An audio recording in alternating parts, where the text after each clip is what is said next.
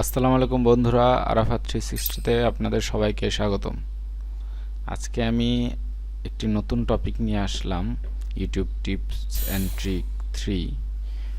সেটা হচ্ছে আপনারা কিভাবে পূর্বেই সময় নির্ধারণ করে দিতে পারবেন ভিডিও আপলোডের জন্য, যেটাকে বলা হয় শিডিউল ফর আপলোডিং। সো দেখি সেই অপশনটি কোথায় থাকে ইউটিউব আপলোডে। আমরা প্রথমে যখন ইউটিউবে আমাদের চ্যানেলে ভিডিও ছাড়ার চেষ্টা করব, তখন দেখব যে ডিটেলস আছে। ডিটেলস আপনাদের এইগুলো পূরণ করবেন, করার পরে নেক্সট দিবেন, ভিডিও এলিমেন্টস অ্যাড করবেন, দেন নেক্সট দিবেন, চেক করবেন কপিরাইট ইস্যু আছে কি না।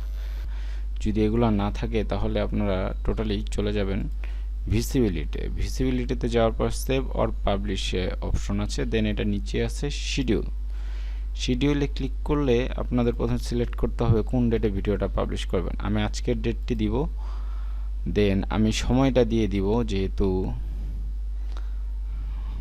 যেহেতু এখন এখানে ডিফল্ট একটা টাইম দেওয়া আছে 12টা AM, কিন্তু আমি এই ভিডিওটাকে পাবলিশ করব হচ্ছে 6টা PM এ।